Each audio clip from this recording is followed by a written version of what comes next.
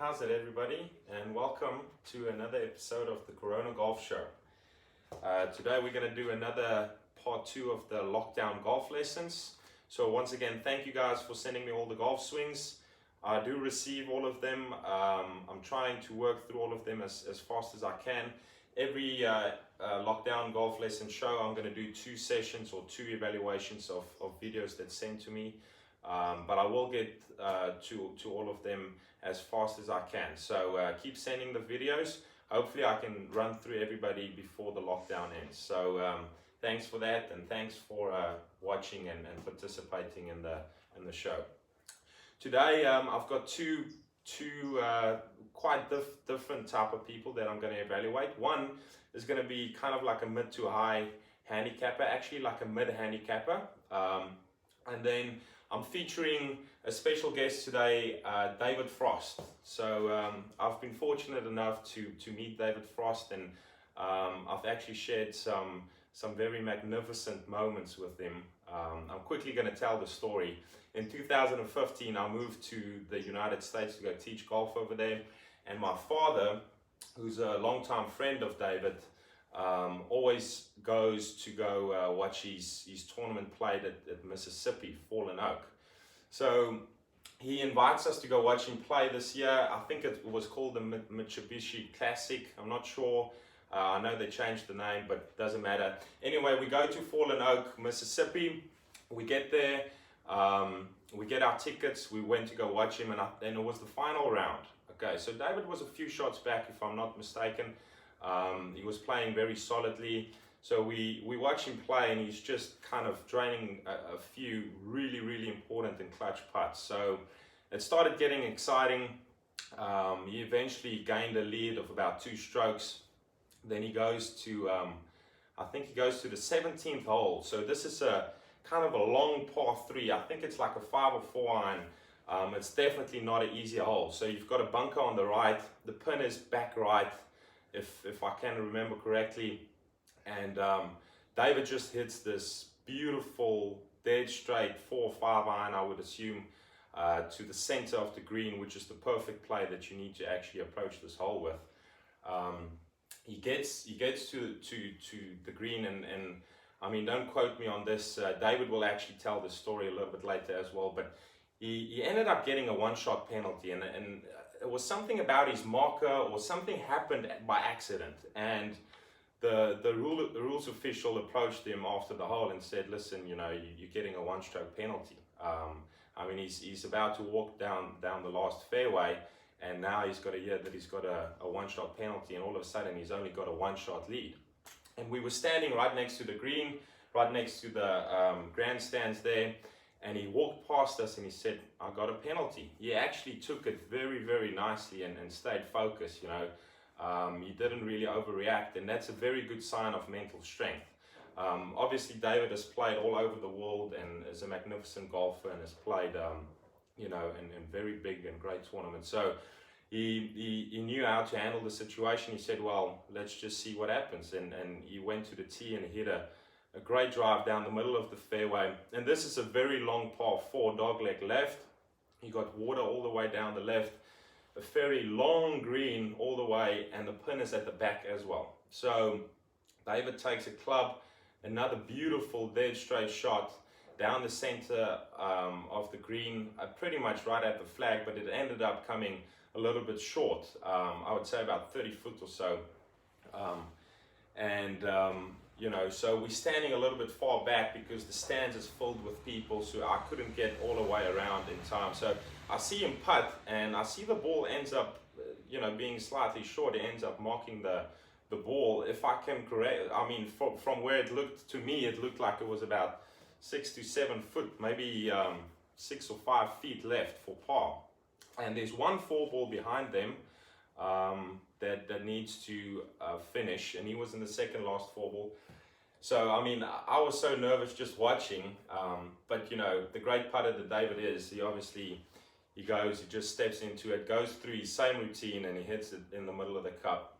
So he ended up winning the tournament. The first ever time I met David Frost, I get there, and he wins the tournament at Mississippi Fallen Oak. It was a very special moment for all of us.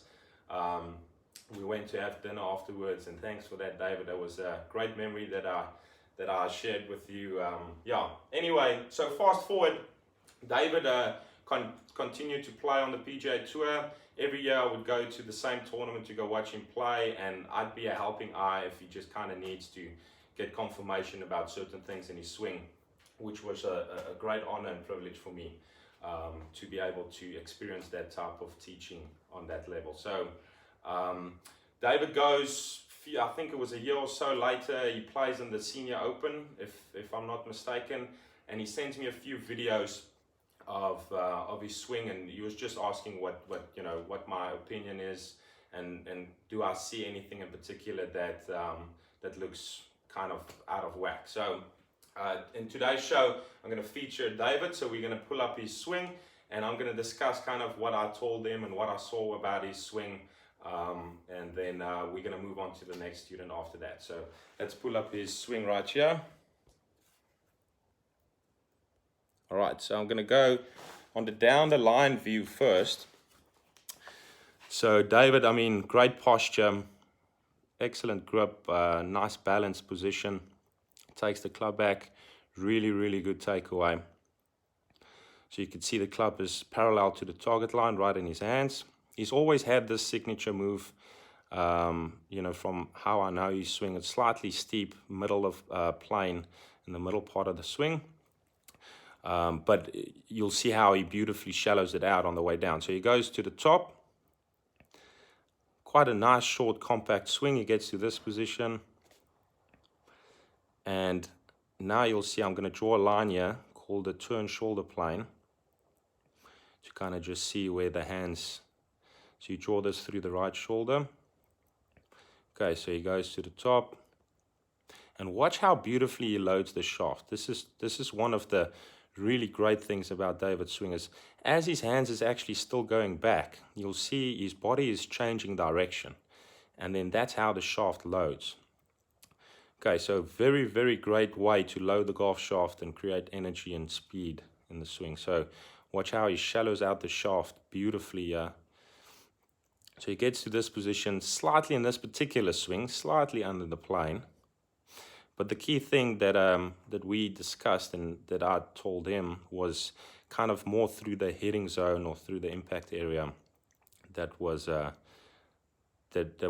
what I saw that was slightly going wrong. So you'll see now his hands are just through the hitting area, just kind of disconnecting from his torso. So it's moving away from his body and just moving out and disconnecting from the rotation of his body. So you'll see now there's the red circle just slightly above the plane, and then on the finish as well over here you can see the hands are a little bit above that green line. So sometimes that causes a little bit too much face rotation through impact, and then you can either kind of push it out or you can turn the face over and then overdraw it a little bit too much. So just a slight little feel thing that I kind of gave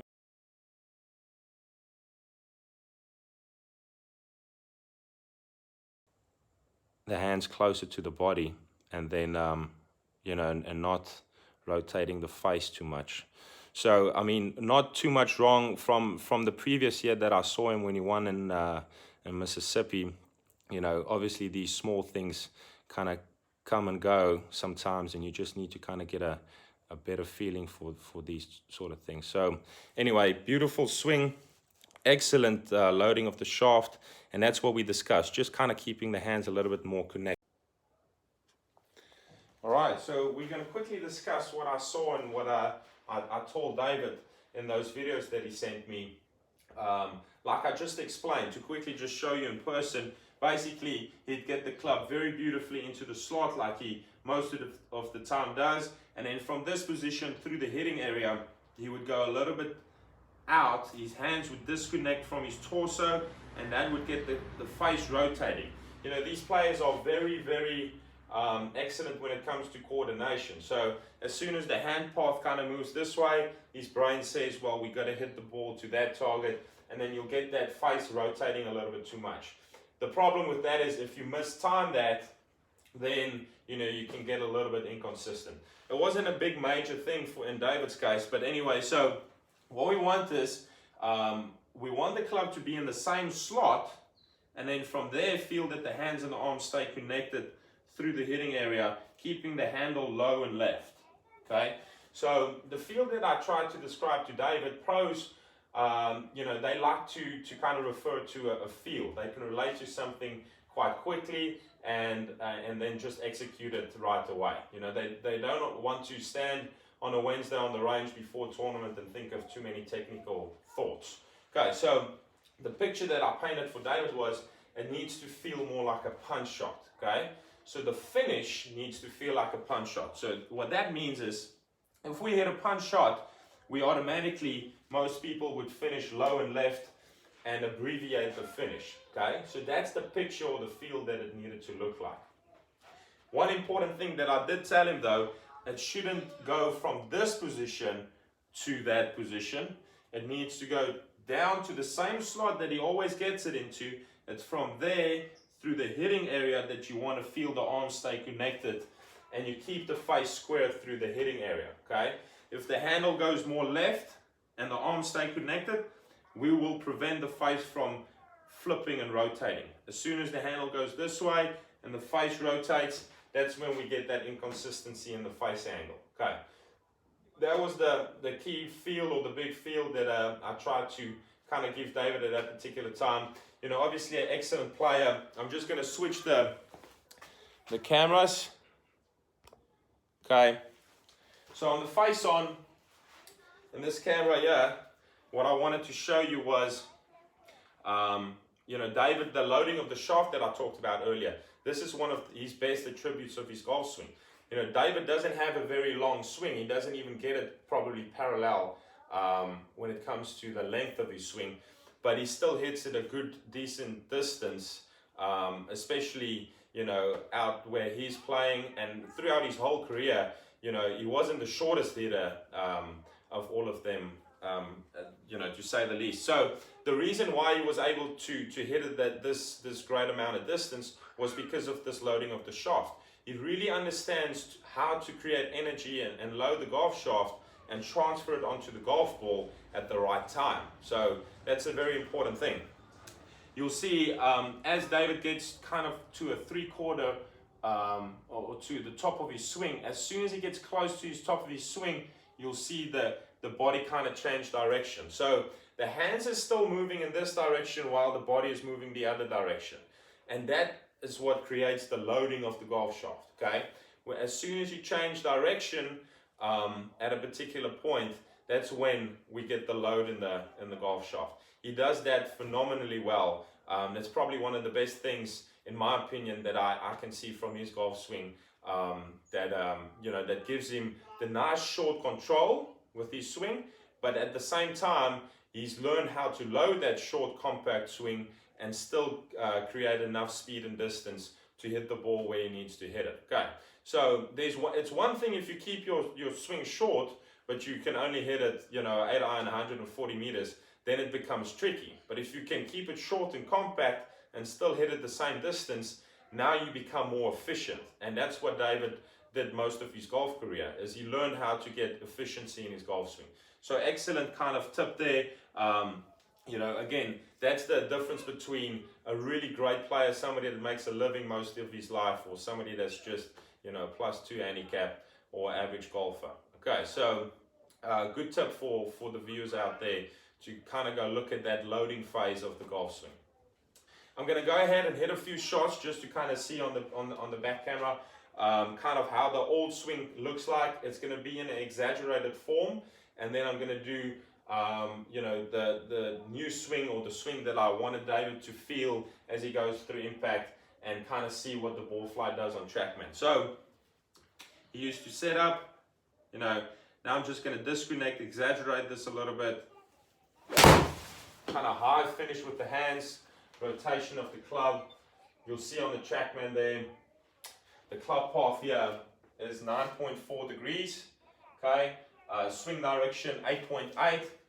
Again, not that David was to that extent, That's just to paint the picture for the viewers out there. So big draw. The ball didn't actually finish way off target, but again, when the timing is off and you're a little bit under pressure or under the gun, then it can get tricky. Okay, so the other swing. Now watch the finish now in this particular swing as I follow through.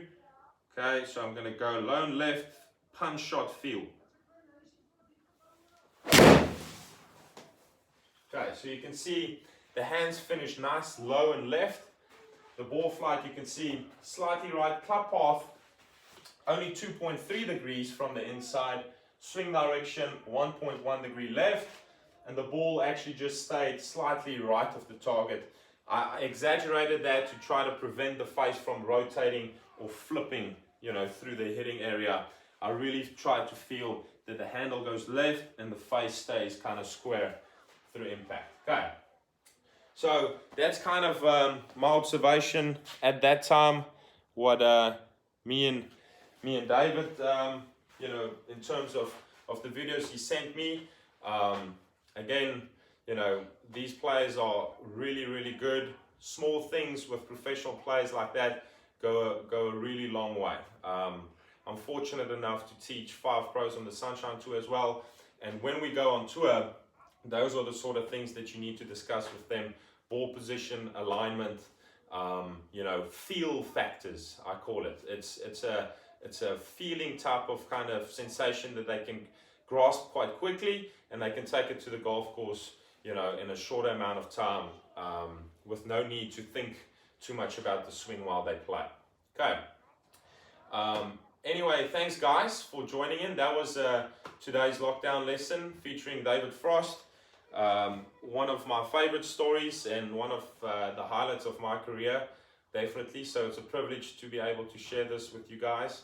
And thanks to David for involving me and allowing me to share those wonderful memories with him. So awesome. Guys, send the videos out again. I'm going to go through all of them through this lockdown period, and then we'll discuss. Tomorrow we're going to do another lockdown session, and then go to the next video. I think the next person is going to be Pietri. So stay tuned. You will get your analysis. Thanks for sending everything.